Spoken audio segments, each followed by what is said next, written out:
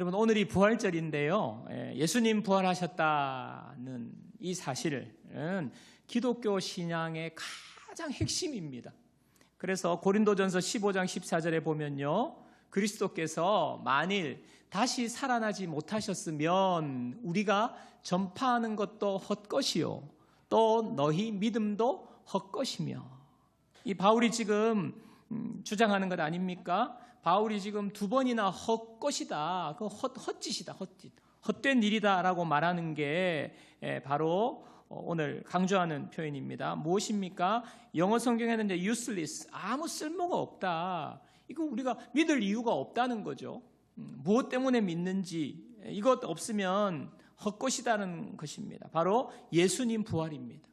예수님 부활하지 않았다면요, 우리가 그분을 생각할 때, 예수님을 생각할 때, 예수님은 정말 비참하게 인생을 마무리한 한 명의 성인에 지나지 않는다. 거기에 딱 끝나는 거예요.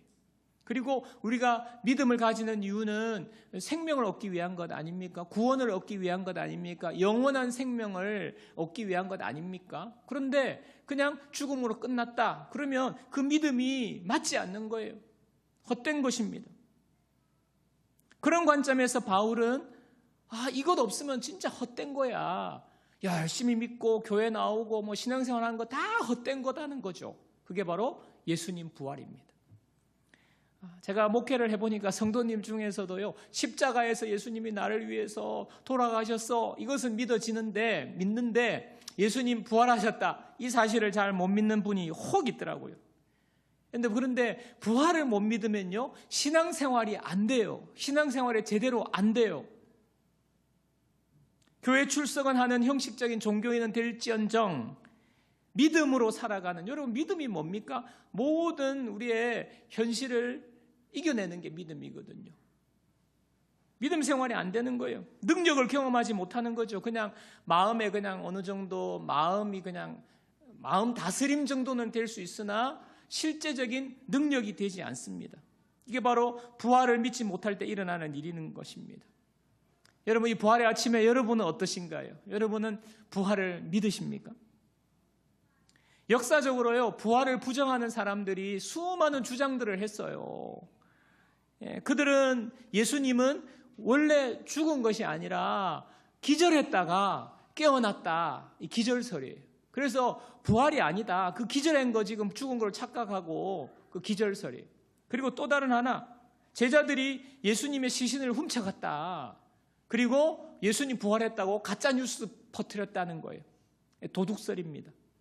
그리고 어떤 분들은요, 제자들이 예수님을 너무 마음속으로 사모하니까 예수님이 죽으셨고 이제는 그냥 무덤에 갔는데 너무너무 사모하니까 헛것을 봤다, 환상을 봤다. 이게 환상설이거든요. 이런 주장들을 합니다. 그러면서 부활에 대해서 부정하는데요, 여러분, 성경을 자세히 살펴보면요, 이 주장이 정말 터무니없다는 것을 알 수 있어요. 예수님 부활했다는 주장이 너무너무 많아요. 증거가 너무너무 많습니다. 제가 간단하게 설명을 드리겠습니다.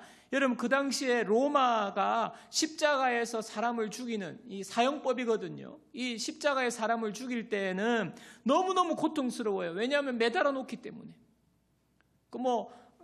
교수형, 목을 이렇게 하는 교수형은 덜커덕 하고 떨어지면 1분도 안 되잖아요. 끝나잖아요. 그리고 총으로 순간적으로 끝나잖아요. 그러나 십자가에 매달려 놓는 이 사형법은요, 오래 가요. 3일, 일주일씩 갑니다. 그러니까 얼마나 고통스러운 형벌인지 몰라요. 그런데 그 형벌을 당하는 가족들이 그것을 볼 수가 없는 거예요. 너무 고통스러우니까. 그러니까 로마의 그 사형 집행하는 군인들에게 빨리 우리 가족 좀 빨리 운명하게 해달라, 이렇게 뒷돈을 주고 요청을 하기도 해요. 그러면서 어떻게 하느냐? 그러면 무릎을 꺾습니다. 그러니까 매달려가지고 이렇게 숨 못 쉬도록. 그렇게 해가지고 빨리 죽게 만들 거거든요. 근데 성경에 보니까 예수님은 무릎을 꺾지 않았다. 무슨 말입니까? 이미 운명하셨다는 거예요. 일찍 운명하셨다는 것입니다. 그리고 확인차 군인이 예수님의 옆구리에 창을 푹 찔러가지고 피와 물을 다 쏟고 그러니까 사망을 확인한 거죠. 그래서 예수님은 기절하신 게 아니에요. 이미 돌아가셨습니다. 그리고 성경에 보면요, 무덤에 장사 지냈는데 그곳의 무덤은 이 돌무덤 아닙니까? 중동 지역이기 때문에. 그래서 무덤에 시신을 그냥 이렇게 세마포로 싸서 그 동굴 속에 넣어놓고 무덤 문을 막아요. 막았는데 보니까 무덤 문이 열려 있고, 오늘 본문에도 봤듯이, 그리고 시신이 없어진 거예요.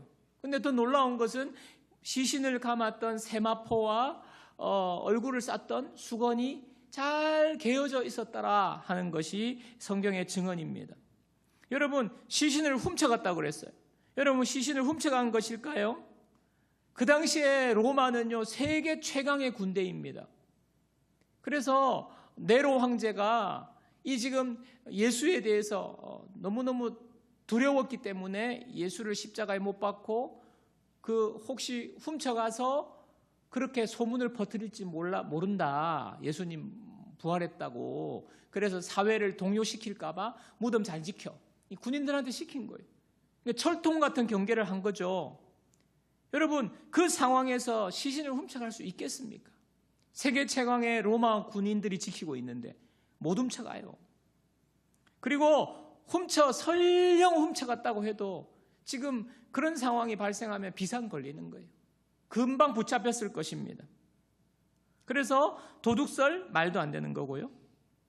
오늘 보면 부활의 첫 목격자로 마리아가 등장합니다. 여러분, 그 당시는요, 여성은요, 사회적으로 사람 숫자에도 쳐주지 않았어요. 여러분, 여성분들 죄송합니다. 그 당시에 그랬다는 거예요. 여성은요, 인간이 아니면이다. 사람 취급을 안 한 거예요. 사람 숫자에도 포함을 안 시켰으니까. 그리고 여자가 무슨 말을 했다? 절대로 그 법정에서 증언의 효력이 없어요. 그 당시에 그랬다고요. 그러면 여러분들이 만약에 부활을 가짜인데, 부활이 안 일어났는데 부활을 사실로 이렇게 소문을 퍼뜨리려면 누구를 세우겠어요, 여러분? 여성을 세우겠습니까? 남성을 세우겠습니까? 남성을 세워야 돼요. 첫 목격자로. 그런데 마리아가 첫 목격자인 겁니다. 무엇입니까? 사실이기 때문에 그런 거죠. 무엇보다도요, 예수님 부활하셨다는 가장 중요한 증거는 제자들의 변화된 모습입니다. 여러분, 예수님 잡혀갈 때 제자들 다 도망갔어요. 3년 동안 따라다니는 제자들이 나도 잡혀가서 감옥 갈까봐, 불이익 당할까봐 그랬는데, 예수님 부활하고 난 뒤에 제자들이 완전히 바뀌었어요. 그 당시에는요, 예수님의 옛자, 예수님 믿는다 그러면 다 잡아갔습니다. 원형 경기장의 지도자들은 그냥 사자의 밥이 되도록 했던 그런 시대 아닙니까? 그런 시대에 누가 예수님 부활하셨다는 이야기를 하겠어요?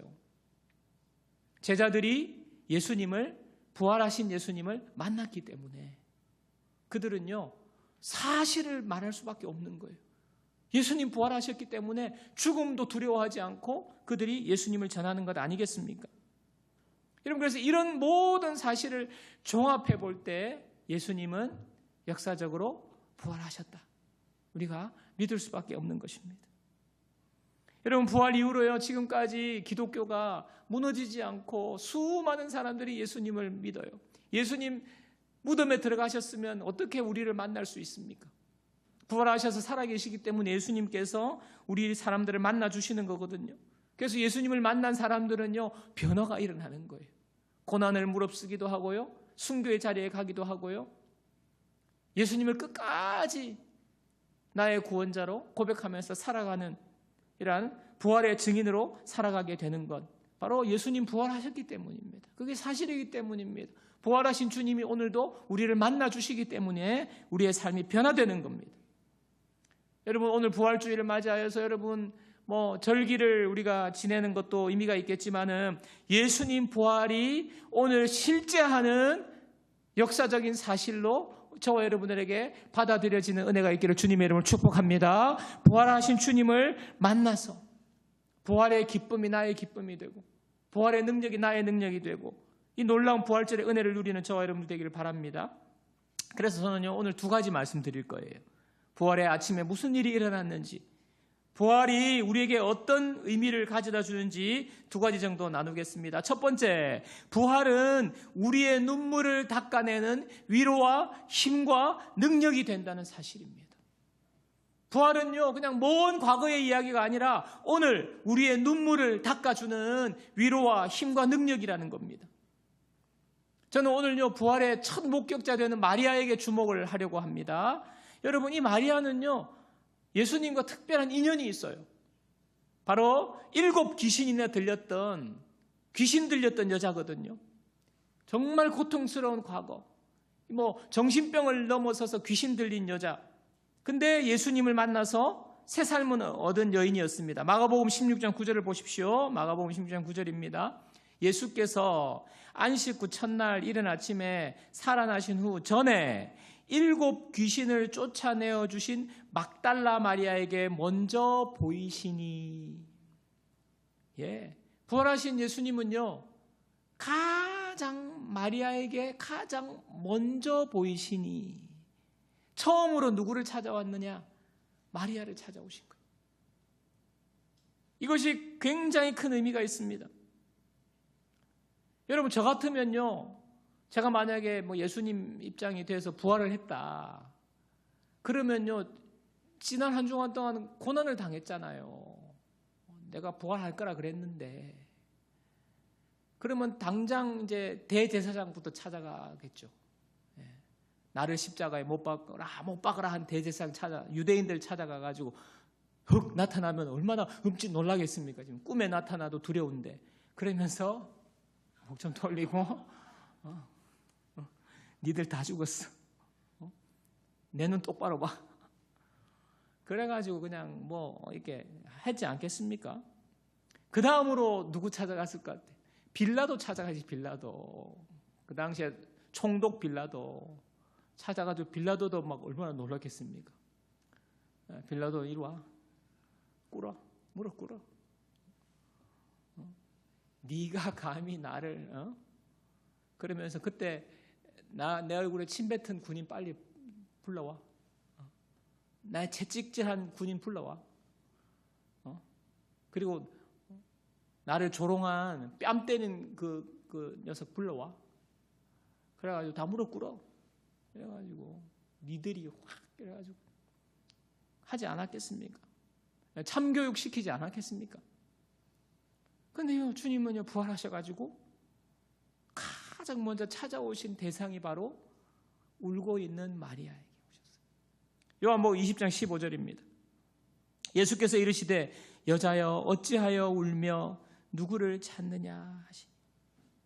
여러분, 마리아에게 예수님은요, 생명의 은인이에요. 7 귀신 들린 자기를 살려주신 정말 생명의 은인 같은 분인데 그분이 죽으셨어요. 어떻겠습니까? 마음에 불안한 마음이 또 생기지 않았겠어요? 다시 내가 귀신 들리면 어떨까? 어떻게 할까? 재발하면 어떻게 할까? 예수님 없이 내가 과연 살아갈 수 있을까? 두려움과 염려가 몰려왔을 것입니다. 그녀의 세상은 잠깐 빛을 보았지만 다시 어둠의 절망의 미래가 그녀에게 드리워져 버린 거예요. 여러분, 예상치 못한 일로 인하여서 염려와 두려움과 고통에 빠지는 상실감을 느낄 수밖에 없는 우리 인생의 모습이 마리아의 모습이에요. 여러분, 살아가면서 자녀 양육하시면서 또 사업하시면서 직장생활 하시면서 가족과의 관계 속에서 우리의 삶에 그냥 꽃길만 펼쳐지는 것이 아니더라고요. 예상치 못한 일들이 일어납니다. 늘 걱정이 되고 불안하고 두려운 현실이 우리 앞에 펼쳐집니다. 우리 힘으로 감당하기 어려운 문제 앞에서 울 수밖에 없는 현실을 우리가 맞닥뜨리거든요. 여러분 중에 나는 일평생 살아오면서 너무 해피하고 아무 문제가 없고 남몰래 울 일이 1도 없다 하는 분은 아마 없을 거예요. 마리아의 모습은 우리의 모습입니다. 여러분은 어디서 위로를 받습니까? 만약에 말기암 환자가 있는데 말기암 환자의 가장 큰 위로는요, 누구가 와도 위로가 잘 안 되죠. 그러나 똑같은 입장에서 말기암을 겪고 이긴 환자가 와서 옆에 온다면 정말 위로가 될 거예요. 힘이 되지 않겠습니까? 나도 당신처럼 똑같이 말기암이었다. 근데 회복되었다. 이렇게 하면 잘 회복될 거다. 힘내시라. 이렇게 말하면 그게 좀 위로가 되고 힘이 되고 소망이 생기는 거 아니겠습니까? 여러분, 무덤에 들어갔던 예수님이 부활하셨습니다. 죽음의 권세를 이기셨습니다. 여러분, 죽음보다 더 두려운 것이 없어요. 우리의 삶의 어떤 것보다도, 우리가 눈물 흘릴 수 있는 모든 상황보다도 죽음은 더 두려운 일입니다. 죽음의 권세 아래에 있기 때문에 우리가 눈물 흘리는 거죠. 근데 예수님이 죽음을 이기셨어요. 사망 권세를 이기시고 부활하셨습니다. 이 부활하신 주님이 마리아를 가장 먼저 찾아오셨다. 여러분, 예수님은요, 지금도 정말 화려한 자리가 아니라 우리가 골방에서 눈물 흘리고 있는 그 자리에 주님은 찾아오세요. 제가 몇 번을 이야기 드렸지만, 제가 청소년 시절에 여러 가지 집에 환자가 너무 많고 관심 받지 못하고 죄책감 때문에 골방에서 맨날 울고 있는데, 그때 주님이 찾아오셨어요. 제가 울고 있을 때 저는 주님을 만났어요. 자주 말씀드렸습니다. 여러분, 예수님은요, 저와 여러분의 눈물을 닦아주시기 위해서 부활하셨어요. 저와 여러분의 고통과 두려움과 염려와 죄와 절망의 모든 고통에서 저와 여러분들을 건지시기 위해서 사망의 권세를 이기시고 부활하셨습니다. 그래서 부활하신 예수님은요, 오늘도 살아계세요. 그리고 저와 여러분 한 사람 한 사람 찾아오시는 주님이십니다. 여러분, 이 주님을 만나시기를 주님의 이름으로 축원드립니다. 1799년에 오스트리아의 접경 도시 펠트키르히라는 도시에 나폴레옹 군대가 와가지고 이 오스트리아를 완전히 포위했어요. 그 도시를. 근데 그날이 부활절 아침이었습니다. 마을 사람들은요, 공포에 질려가지고 이제 항복하자. 우리가 살 길이 없다. 나폴레옹 군대가 우리 마을을 포위하고 있다. 그때 한 목사님이 제안을 했어요. 우리의 힘으로는 저들을 막을 수 없지만 오늘이 부활하신 주님이 부활하신 부활의 날입니다. 승리의 종을 울립시다. 목사님이 이런 말을 했대요. 그래서 온 도시의 사람들이 이 목사님의 말을 듣고 부활의 종을 울립니다. 땡그랑 땡그랑. 교회마다 예수님 부활하셨다고 부활의 종을 기쁨으로 울렸어요. 근데 성벽 밖에 있던 이 나폴레옹 군대의 사람들이 저 안에서 무슨 일이 일어나고 있지 도대체? 왜 종을 울리지? 왜 기쁨의 종소리가 저렇게 울리지? 그러면서 그들이 생각하기를 지원군이 온 모양이다. 강력한 지원군이 온 모양이다. 그리고는 일단은 철수. 그래서 퇴각해버렸다는 거예요. 여러분, 그들은 아무것도 할 수 없었어요. 그러나 절망의 좌절의 눈물 속에 있던 그들이 부활의 아침에 부활의 종소리를 울렸습니다. 예수님 부활하셨습니다. 선포하였습니다. 그럴 때에 놀라운 일이 일어나는 거예요. 여러분, 이것이 무엇을 의미하는 것일까요? 굉장히 상징적인 의미라고 저는 생각을 합니다. 부활이라는 사건 자체가 이미 놀라운 능력이 된다는 거죠.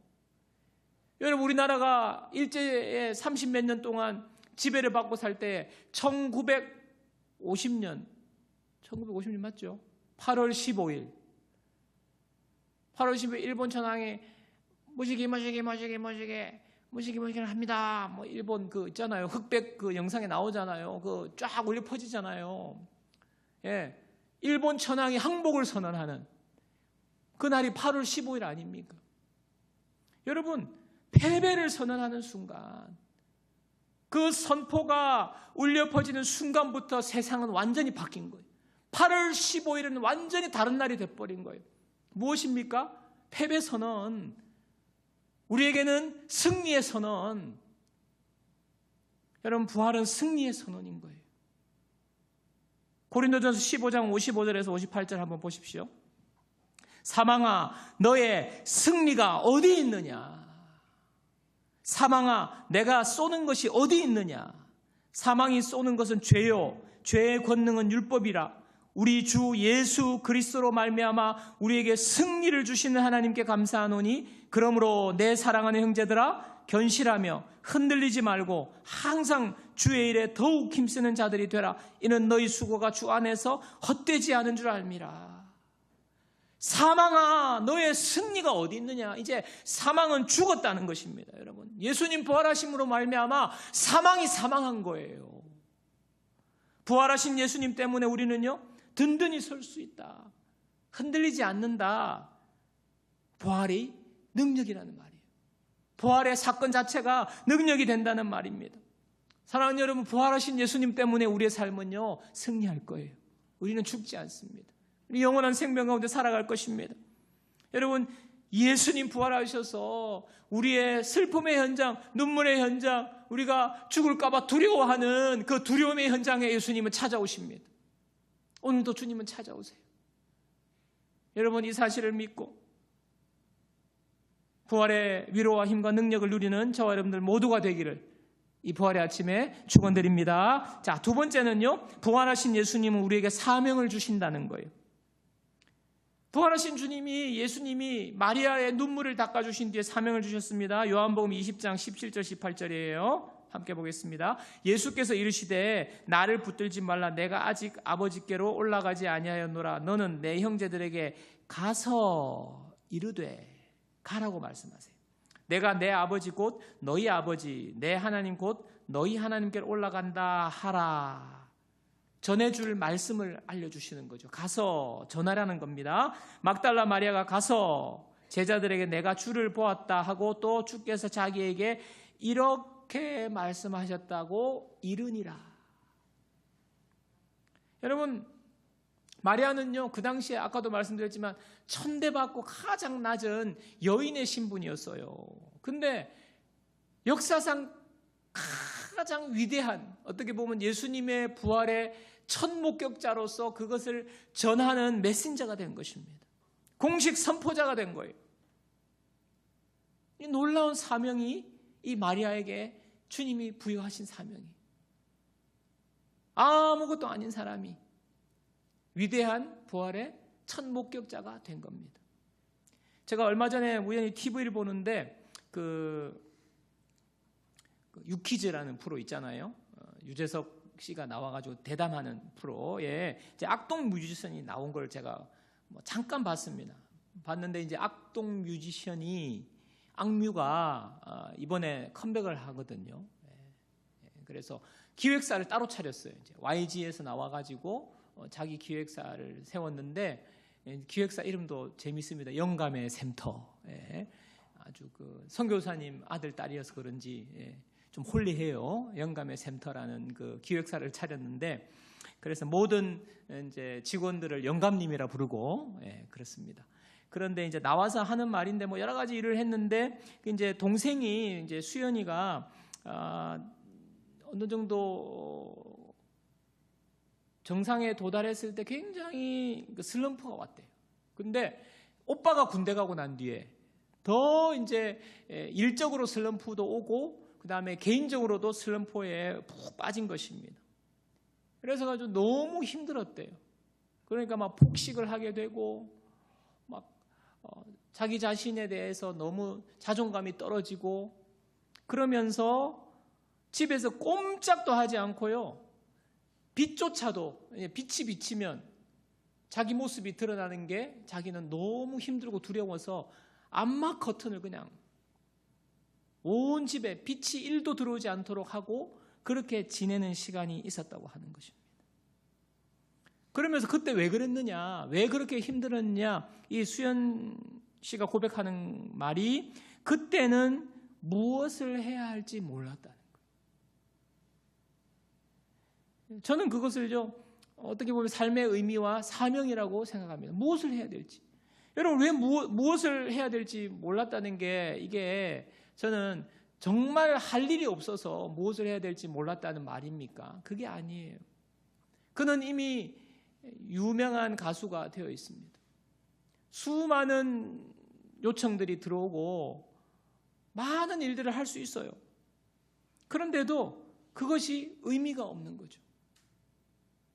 최정상에서 이제는 더 이상 어디로 가야 할지 모르는 것입니다.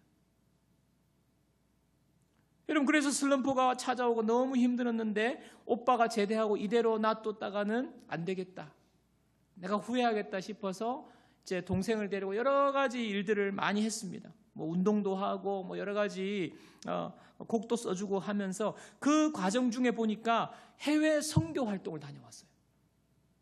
해외 선교 활동을 함께 악기팀들과 함께 가면서 거기서 너무너무 이렇게 은혜를 받은 거죠.